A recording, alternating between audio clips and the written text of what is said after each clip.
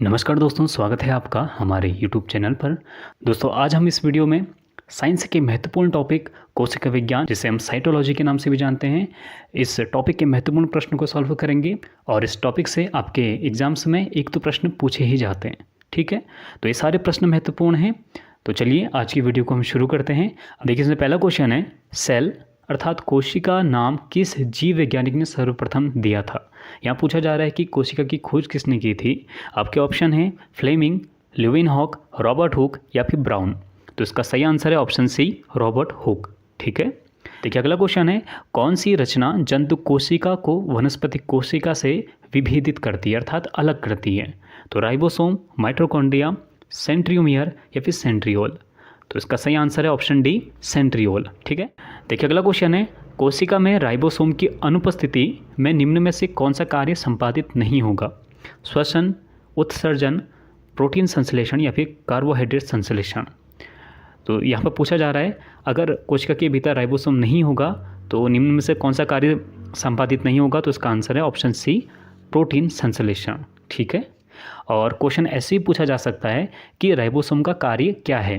तो आपको 4 ऑप्शन दे दिए जाएंगे, आंसर सही होगा ऑप्शन सी, प्रोटीन संश्लेषण, ठीक है। देखिए अगला क्वेश्चन है, यदि माइटोकॉन्ड्रिया काम करना बंद कर दे तो कोशिका में कौन सा कार्य नहीं हो पाएगा। भोजन का अवकरण, भोजन का ऑक्सीकरण, भोजन का पाचन या फिर भोजन का अवशोषण। क्वेश्चन ऐसे ही पूछा जा सकता है कि माइटोकॉन्ड्रिया का निम्न में से क्या कार्य है। तो इसका जो सही आंसर होगा ऑप्शन बी, भोजन का ऑक्सीकरण, ठीक है। देखिए अगला क्वेश्चन है, कोशिका का ऊर्जाग्रह पावर हाउस किसको कहा जाता है।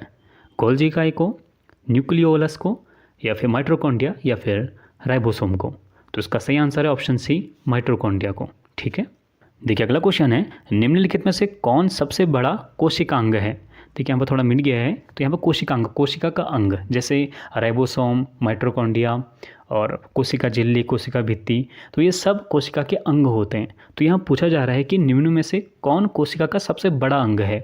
गुणसूत्र, माइटोकॉन्ड्रिया, प्लास्टिड या फिर गोल्जी इकाई। तो इसका सही आंसर है ऑप्शन सी, प्लास्टिड, ठीक है। देखिए अगला क्वेश्चन है, कोशिका में प्रोटीन संश्लेषण कहाँ होता है। गोल्जी इकाई में, राइबोसोम में, माइटोकॉन्ड्रिया या फिर सेंट्रोसोम में। तो इसका सही आंसर है ऑप्शन बी, राइबोसोम में, ठीक है। राइबोसोम का कार्य क्या है, प्रोटीन का संश्लेषण करना। अगला क्वेश्चन है, पादप कोशिकाओं का सबसे बाहरी आवरण क्या कहलाता है। देखिए हम पादप कोशिकाओं का पूछा जा रहा है, तो इसका सही आंसर है ऑप्शन बी, कोशिका भित्ति, ठीक है। देखिए अगला क्वेश्चन है, कोशिका को एक निश्चित रूप प्रदान करती है कोशिका झिल्ली, कोशिका भित्ति, केंद्रिका या फिर गोल्जी इकाई। तो कोशिका जो निश्चित रूप प्रदान करता है कौन करता है, कोशिका भित्ति करती है, ठीक है। देखिए अगला क्वेश्चन है, कोशिका द्रव्य में उपस्थित महीन, शाखित, झिल्लीदार और अनियमित नलिकाओं का घन जाल क्या कहलाता है। गोल्जी इकाई, माइटोकॉन्ड्रिया, राइबोसोम या फिर अंतःप्रद्रव्य जालिका। तो इसका सही आंसर है ऑप्शन डी, अंतःप्रद्रव्य जालिका। अगला क्वेश्चन है, प्रोटीन निर्माण का सक्रिय स्थल कौन सा है। लाइसोसोम, राइबोसोम, माइटोकॉन्ड्रिया फिर गोल्जी इकाई। अभी हमने देखा इसका आंसर क्या होगा, ऑप्शन बी, राइबोसोम, ठीक है। अगला क्वेश्चन है, कौन सा कोशिकांग केवल पादप कोशिका में पाया जाता है। ये बहुत इंपॉर्टेंट क्वेश्चन है, ठीक है। कोशिका भित्ति, लवक, रिक्तिकाएं या फिर उपयुक्त सभी। तो जो कोशिका भित्ति है, लवक है जिसे हम हरित लवक कहते हैं, रिक्तिकाएं, तो ये तीनों सिर्फ पादप कोशिकाओं में पाए जाते हैं, ये जंतु कोशिकाओं में नहीं पाए जाते। आपकी एग्जाम में प्रश्न पूछा जाता है कि क्या कोशिका भित्ति जंतु कोशिका में पाई जाती है, तो नहीं पाई जाती, ठीक है। तो कोशिका भित्ति, लवक और रिक्तिकाएं सिर्फ पादप कोशिकाओं में पाए जाते हैं, जंतु कोशिकाओं में नहीं पाए जाते। तो इसका आंसर होगा ऑप्शन डी, उपयुक्त सभी, ठीक है। देखिए अगला क्वेश्चन है, कोशिकीय श्वसन का सक्रिय स्थल है गोल्जी इकाई, माइटोकॉन्ड्रिया, राइबोसोम या लाइसोसोम। तो कोशिकीय श्वसन का जो सक्रिय स्थल होता है वो होता है ऑप्शन बी, माइटोकॉन्ड्रिया, ठीक है। अगला क्वेश्चन है, अवर्णीय लवक ल्यूकोप्लास्ट मुख्यतः पाए जाते हैं जड़ों की कोशिकाओं में, तनों की कोशिकाओं में, पत्तियों की कोशिकाओं में या फिर फूलों की कोशिकाओं में। तो इसका सही आंसर ऑप्शन ए, जड़ों की कोशिकाओं में। अगला क्वेश्चन है, फूलों और बीजों को विभिन्न प्रकार के आकर्षक रंग प्रदान करता है ल्यूकोप्लास्ट, क्रोमोप्लास्ट, क्लोरोप्लास्ट या फिर टोनोप्लास्ट। तो इसका आंसर है क्रोमोप्लास्ट। ठीक है, जो फूलों का रंग होता है लाल, पीला, गुलाबी, तो ये या फिर बीजों का जो रंग होता है वो क्रोमोप्लास्ट के कारण अलग अलग होता है। ठीक है, क्रोमोप्लास्ट फूलों और बीजों को अलग अलग प्रकार के रंग प्रदान करता है। देखिए अगला क्वेश्चन है, पत्तियों को हरा रंग प्रदान करता है क्रोमोप्लास्ट, क्लोरोप्लास्ट, ल्यूकोप्लास्ट और टोनोप्लास्ट। तो यहाँ पर इसका आंसर होगा ऑप्शन बी क्लोरोप्लास्ट। अगर पत्तियों का हरा रंग की बात आएगी तो क्लोरोप्लास्ट, और अगर फूलों या फिर बीजों के को रंग प्रदान करने की बात आएगी तो क्रोमोप्लास्ट। ठीक है, अगला क्वेश्चन है, कोशिका की आत्महत्या की थैली किसे कहते हैं? देखिए जब कोशिका का जीवन काल समाप्त हो जाता है तो निम्न में से वो कौन सा ऑप्शन है जो कोशिका को नष्ट कर देता है? लाइसोसोम, राइबोसोम, न्यूक्लियोसम या फिर गोल्जी कॉय? तो इसका सही आंसर है ऑप्शन ए, जो लाइसोसोम है। लाइसोसोम को कोशिका की आत्महत्या की थैली कहा जाता है। ठीक है, अगला क्वेश्चन है, लाइसोसोम में पाए जाने वाला वह एंजाइम जिनमें जीव द्रव्यों को घुला देने या फिर नष्ट कर देने की क्षमता होती है, तो उसे क्या कहते हैं? सेल सैप, साइटोप्लाज्म, न्यूक्लियोप्लाज्म या फिर हाइड्रोलाइटिक एंजाइम? तो इसका सही आंसर है ऑप्शन डी, हाइड्रोलाइटिक एंजाइम होता है। ठीक है, और ये हाइड्रोलाइटिक एंजाइम जो कोशिका है तो उसे नष्ट कर देती है। ठीक है, अगला क्वेश्चन है, 80% से अधिक सेल कोशिका में पाए जाने वाला पदार्थ कौन सा होता है? प्रोटीन, चर्बी, खनिज या फिर जल? तो इसका सही आंसर है ऑप्शन डी, जल। ठीक है, देखिए अगला क्वेश्चन है, निम्नलिखित में से किसने यह मूल अवधारणा प्रस्तुत की थी कि सभी जीव कोशिकाओं से बने हुए हैं? पाश्चर, स्लाइडेन, रॉबर्ट हुक या फिर टी स्वान? तो जो स्लाइडेन और टी स्वान हैं तो इसका आंसर होगा ऑप्शन डी, इन दोनों ने यह उदाहरण दी थी कि जो सभी जीव हैं, सभी जीव जंतु हैं, ये कोशिकाओं से ही बने हुए हैं। रॉबर्ट हुक ने क्या करा, उसने कोशिका की खोज करी थी, लेकिन अगर आ जाए कि कोशिका सिद्धांत किसने दिया तो वो दिया था स्लाइडेन और टी स्वान ने। ठीक है, अगला क्वेश्चन है, किसकी उपस्थिति के कारण किसी पादप कोशिका और पशु कोशिका में अंतर पाया जाता है? क्लोरोप्लास्ट, कोशिका भित्ति, कोशिका कला और केंद्रक? तो इसका आंसर है ऑप्शन बी, जो कोशिका भित्ति होती है वो सिर्फ पादप कोशिकाओं में पाई जाती है, जंतु कोशिकाओं में नहीं पाई जाती। ठीक है, अगला क्वेश्चन है, गोल्जी कॉय का प्रमुख कार्य क्या है? श्वसन करना, कोशिका विभाजन शुरू करना, पाचक रस उत्पादन करना या फिर स्रावी? देखिए अगला क्वेश्चन है, गोल्जी कॉय का प्रमुख कार्य क्या है? श्वसन, कोशिका विभाजन शुरू करना, पाचक रस उत्पादन करना या फिर स्रावी? देखिए जो गोल्जी कॉय होता है इसका प्रमुख कार्य होता है जो प्रोटीन और लिपिड होता है इसका संश्लेषण करना और उन्हें कोशिका के विभिन्न भागों जैसे लाइसोसोम या फिर कोशिका झिल्ली, तो इन्हें विभिन्न भागों तक पहुंचाना ये गोल्जी कॉय का प्रमुख कार्य होता है। तो इसका सही आंसर होगा ऑप्शन डी, स्रावी। ठीक है, तो गोल्जी कॉय का प्रमुख कार्य क्या है? स्रावी। अगला क्वेश्चन है, निम्नलिखित में से कौन सा कोशिकांग डीएनए रखता है? सेंट्रियोल, गोल्जी कॉय, लाइसोसोम या फिर माइटोकॉन्ड्रिया? तो इसका आंसर है ऑप्शन डी, माइटोकॉन्ड्रिया। देखिए अगला क्वेश्चन है, कौन सा कोशिकांग प्रोटीन संश्लेषण में प्रमुख भूमिका निभाता है? देखिए इसका आंसर ऑप्शन बी होगा, एंडोप्लाज्मिक रेटिकुलम और राइबोसोम।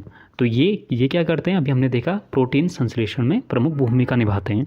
ठीक है, देखिए अगला क्वेश्चन है, कौन सा अंगक प्रायः जंतु कोशिका में उपस्थित नहीं होता?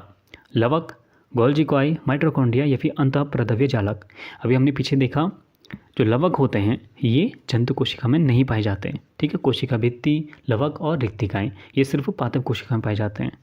अगला क्वेश्चन है, लाइसोसोम्स क्या कार्य करते हैं? प्रोटीन संश्लेषण, प्रोसेसिंग व पैकेजिंग में, अंतः कोशिकीय पाचन में या फिर वसा संश्लेषण में? तो जो लाइसोसोम होता है अभी हमने देखा इसे कोशिका की आत्महत्या की थैली कहा जाता है। तो इसका काम क्या है? इसका काम है अंतः कोशिकीय पाचन में। ठीक है, जब कोशिका का समय पूरा हो जाता है तो उसको ही खत्म कर देता है, उसका पाचन कर देता है। ठीक है, अगला क्वेश्चन है, कोशिका भित्ति सेल वॉल होती है पारगम्य, अर्धपारगम्य या फिर चयनात्मक पारगम्य या फिर अपारगम्य? तो इसका जो सही आंसर है वो है ऑप्शन ए, पारगम्य। देखिए अगला क्वेश्चन है, माइटोकॉन्ड्रिया किस में अनुपस्थित होता है? यीस्ट, कवक, जीवाणु या फिर हरे शैवाल? तो जो माइटोकॉन्ड्रिया होता है ये जीवाणु में, बैक्टीरिया में नहीं पाया जाता। ठीक है, अगला क्वेश्चन है, जीव द्रव्य प्रोटोप्लाज्म शब्द का प्रयोग सर्वप्रथम किसने किया था? डार्विन ने, पुरकिंजी ने, जॉन रे ने या हचिंसन ने? तो जो जीव द्रव्य प्रोटोप्लाज्म का सबसे पहले प्रयोग किया था वो किया था ऑप्शन बी, पुरकिंजी ने किया था। ठीक है, अगला क्वेश्चन है जीव द्रव्य जीवन का भौतिक आधार है, यह किसका कथन है? तो आपके ऑप्शन है हेनरी, लेमार्क, हेक्सले या फिर ट्रेवी रेनस। तो इसका सही आंसर है ऑप्शन सी, हेक्सले। ठीक है, हेक्सले ने कहा था कि जीव द्रव्य जीवन का भौतिक आधार है। देखिए अगला क्वेश्चन है डीएनए के द्विहेलिक्स प्रारूप, जिसे हम द्विहेलिक्स मॉडल भी कहते हैं, इसे सबसे पहले प्रस्तावित किसने किया? वॉटसन और क्रिक ने। तो इसका सही आंसर है ऑप्शन ए। ठीक है, वॉटसन और क्रिक ने ही डीएनए की खोज की थी और इन्होंने ही द्विहेलिक्स मॉडल भी प्रस्तुत किया था। ठीक है, देखिए अगला क्वेश्चन है न्यूक्लियस की खोज सर्वप्रथम किसने की थी? लेवेनहॉक ने, स्वान ने, हॉफमिस्टर ने या फिर ब्राउन ने? तो न्यूक्लियस की खोज की थी ऑप्शन डी, ब्राउन ने। ठीक है, अगला क्वेश्चन है कोशिका की क्रियात्मक गतिविधियाँ नियंत्रित होती हैं केंद्रिका द्वारा, माइटोकॉन्ड्रिया द्वारा, जीव द्रव्य द्वारा या फिर केंद्रक द्वारा? तो कोशिका की जो क्रियात्मक गतिविधियाँ होती हैं ये नियंत्रित होती हैं ऑप्शन डी, केंद्रक द्वारा। अगला क्वेश्चन है गुणसूत्र क्रोमोसोम शब्द किसने प्रदान किया था? हॉफमिस्टर ने, वर्ल्डियर ने, सुटर ने या फिर वैगनर ने? तो इसका सही आंसर है ऑप्शन बी, वर्ल्डियर ने। ठीक है, अगला क्वेश्चन है इलेक्ट्रॉन सूक्ष्मदर्शी की खोज किसने की थी? नॉल तथा रस्का ने, स्लाइडेन व स्वान ने, फ्लेमिंग तथा ब्राउन ने या फिर वॉटसन और क्रिक ने? तो इसका सही आंसर है ऑप्शन ए, नॉल और रस्का ने इलेक्ट्रॉन सूक्ष्मदर्शी की खोज की थी। ठीक है, अगला क्वेश्चन है वास्तविक केंद्रक किसमें अनुपस्थित होता है? जीवाणुओं में, हरे शैवालों में, कवकों में या फिर लाइकेनों में? तो जीवाणुओं में वास्तविक केंद्रक नहीं पाया जाता। ठीक है, अगला क्वेश्चन है सर्वाधिक संख्या में गुणसूत्र पाए जाते हैं गन्ना में, आलू में, मनुष्य में या फिर ऑफियोग्लोसस में? तो इसका सही आंसर है ऑप्शन डी, ऑफियोग्लोसस में सर्वाधिक संख्या में गुणसूत्र पाए जाते हैं। ठीक है, देखिए अगला क्वेश्चन है जीवन का भौतिक आधार क्या है? केंद्रक, प्रोटोप्लाज्म, भोजन या फिर कोशिका? अभी हमने देखा प्रोटोप्लाज्म जिसे हम जीव द्रव्य भी कहते हैं, ये जीवन का क्या है? भौतिक आधार है। अगला क्वेश्चन है निम्नलिखित में से सबसे छोटी कोशिका कौन सी होती है? तो सबसे छोटी कोशिका होती है ऑप्शन ए, माइकोप्लाज्मा। ठीक है, अगर सबसे बड़ी कोशिका आ जाए तो शुतुरमुर्ग का अंडा। ठीक है, और अगर क्वेश्चन आ जाए कि मानव शरीर में सबसे बड़ी कोशिका कौन सी होती है, तो वो होती है फीमेल एग सेल। ठीक है, जिसे हम अंड कोशिका या अंडाणु भी कहते हैं। और अगर मानव शरीर में सबसे छोटी कोशिका पूछ लेगा तो वो होती है शुक्राणु। ठीक है, और एक क्वेश्चन और पूछा जाता है कि मानव शरीर में सबसे लंबी कोशिका कौन सी पाई जाती है? तो वो होती है तंत्रिका तंत्र। ठीक है, ये 4-5 क्वेश्चन बहुत महत्वपूर्ण है, परीक्षा में पूछे जाते हैं। देखिए अगला क्वेश्चन है निम्नलिखित कोशिका अंगकों में कौन सा एक अर्धपारगम्य है? कोशिका झिल्ली, प्लाज्मा झिल्ली, कोशिका भित्ति और केंद्रक? तो इसका सही आंसर है ऑप्शन ए, जो कोशिका झिल्ली होती है ये अर्धपारगम्य होती है, लेकिन जो कोशिका भित्ति होती है ये पारगम्य होती है। ठीक है, देखिए अगला क्वेश्चन है निम्नलिखित पोषकों में से कौन सा एक पौधों की कोशिका भित्ति का एक संरचनात्मक घटक है? मैग्नीज, पोटेशियम, फास्फोरस या फिर कैल्शियम? तो जो ये मैग्नीज होता है ये कोशिका भित्ति के निर्माण में बहुत सहायता प्रदान करता है, तो इसका आंसर होगा मैग्नीज। ठीक है, तो दोस्तों ये थे आज के महत्वपूर्ण प्रश्न। आशा करता हूँ कि आपको ये वीडियो अच्छी लगी होगी, और अगर ये वीडियो अच्छी लगी तो हमारे चैनल को ज़रूर सब्सक्राइब कीजिएगा और वीडियो को ज़रूर लाइक कीजिएगा। अगर आपको विज्ञान से संबंधित अन्य वीडियो भी देखनी है तो मैंने अपने YouTube चैनल में डाली हुई हैं, आप उन वीडियोस को देख सकते हैं, और यहाँ पर एंड स्क्रीन में आपको उन वीडियोस का लिंक भी मिल जाएगा। और डिस्क्रिप्शन बॉक्स में मैंने टेलीग्राम ग्रुप का लिंक भी दिया हुआ है, आप हमारे टेलीग्राम ग्रुप को भी ज्वाइन कर सकते हैं, और आपकी कोई भी क्वेरी हो, कोई भी क्वेश्चन हो, आप मुझसे पूछ सकते हैं। तो दोस्तों आज के लिए बस इतना ही, मिलते हैं अगली वीडियो में। हमसे जुड़ने के लिए थैंक यू सो मच।